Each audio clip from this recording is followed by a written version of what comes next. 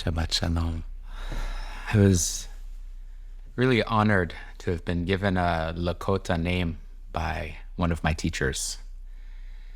Sukarun Wetampawane was the name I was given, and it means the rain, she is my sister. Honored by this name because it felt like I was so deeply seen by my teacher, and as the rain falls on the metal roof above my head, I feel really in the presence of my sister and my sisters. When I shared this recently with someone, they said, Sukurun sounds like sukkah, like the word for the sukkah, the shelter.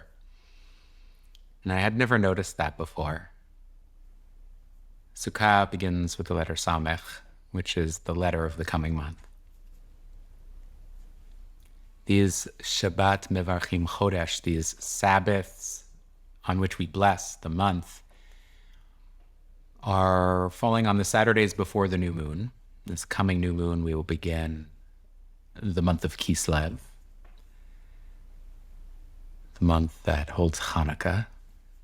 Each of these months has been attributed to one of 12 Hebrew letters. And the coming month, we welcome the SAMECH. So before I get further into teachings on the meaning and the mystery and the magic of the SAMECH, I want you to have an image of it. This form just came to me as we were sitting before, as I was listening to the rain and thinking of the shelter, the sukkah we sit under. Imagine a horizontal line and the way a raindrop may appear or condensation may appear dripping off of the bottom of a windowsill, and you have the form of a samech. A horizontal line at top and a circle dripping off of that. Some scribes are careful to make sure that that samech at the bottom, that rounded curve at the bottom, only touches in one point, only kisses the bottom line, but is really well supported from above. So often we think of God up there, right? God in the sky. So there's that form of support, but there's also this egalitarian, this igul. Igul is a circle, egalitarian way of thinking about support that's not above and below, but also inside and outside, or past and future. Earlier today, I was inviting us into those 6 dimensions, up and down, back and forward, inside, outside. And Samech, like all of the other Hebrew letters, has a numerical equivalent at 60. So in some ways, it's 6 times 10, right? It's 6 in its superpower of those 6 dimensions. Really that kind of support we can find by leaning a little this way, a little that way, and finding that center, a little forward, a little backward, and finding center, a little up and a little down, and finding center. That is the support, the centering of the samech, of the sukkah. Sarah, our mother, who in this Parshat Chaye Sarah, dies and is buried in the cave of Machpelah, had other names, one of which was Yiscah.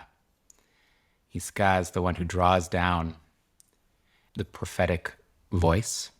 To really follow in her path of prophecy, we need to feel safe and secure. The Psalms say, Yerushalayim harim saviv lach, Jerusalem, mountains surround her. Vehavaya saviv lamo me'ata ve'adolam, and God surrounds God's people from now and forevermore. Samech, this circle, this walled city, this circle of protection, is the sviva, is the environment that we're invited into through the Samech.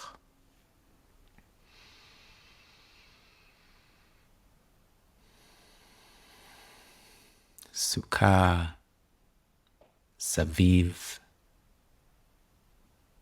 Ein Sof, without end. Sof, also a word beginning with Samech, meaning ending. We think of and relate to the infinite sometimes as Ein Sof Or, the one without end. Sometimes that expansiveness, that ephemerality, that unnameable, unknowable, unspeakable brings comfort, and other times it brings disorientation. No boundary isn't sometimes the comfort and protection, the support we need. And that is where Semicha comes in. Semicha, which is sometimes translated as ordination. Lismoach is a laying of hands. We see Aaron, the high priest, laying his hands on the animals that expiate the sin of the nation through animal sacrifice. And I saw just yesterday at the Kohenet Smicha, the laying of hands, the support, the contact that the SAMECH is inviting us to make.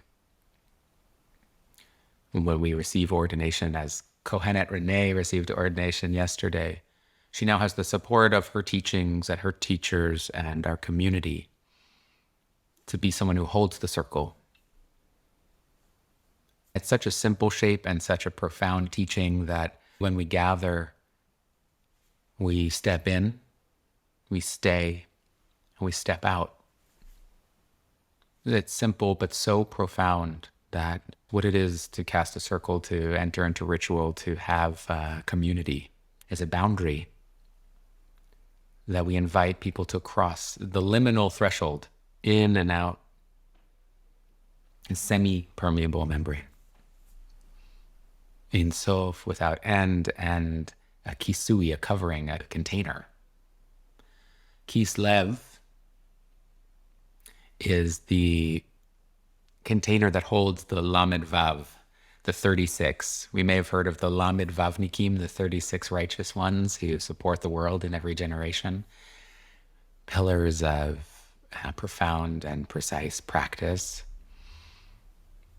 Always hidden. We never know. We may be in the presence of one of these Lamed Vavnikim at any moment, at any time. But they are also the Lamed Vav. The 36 are the 8 Hanukkah candles. 1 plus 2 plus 3 plus 4 plus 5 plus 6 plus 7 plus 8. Kislev is the place where we are creating a container for light, a kli for the or, a vessel for the light.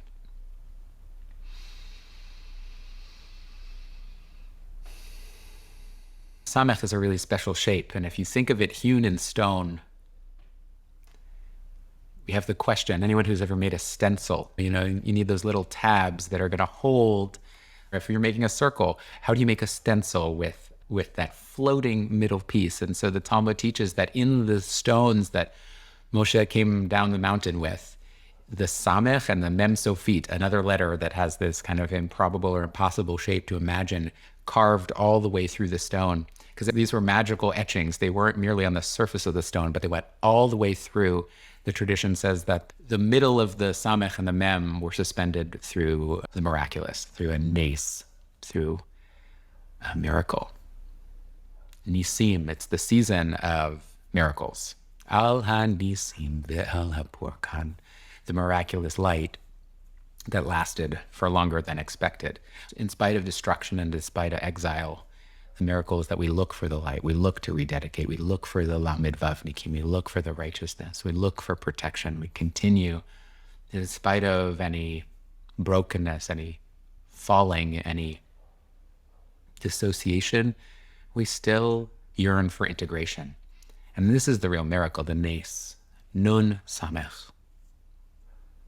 And you may remember, you may still be working with the nun, right?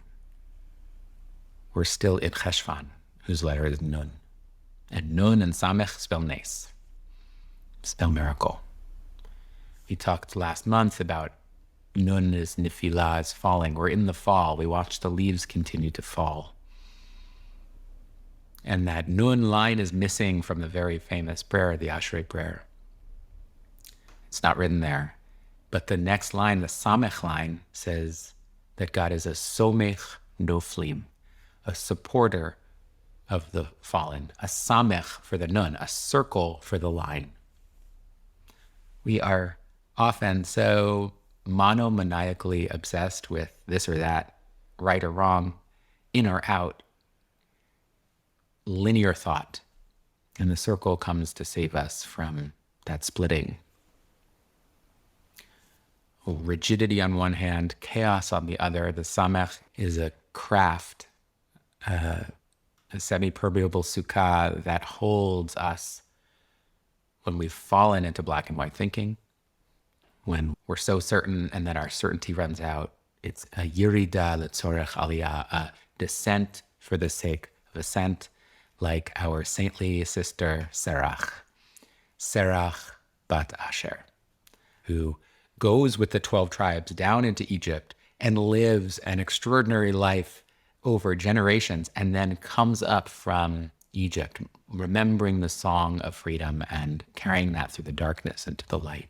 The moon comes and renews and renews and renews. Unlike the light of the sun, which is piercing and unrelenting, the SAMECH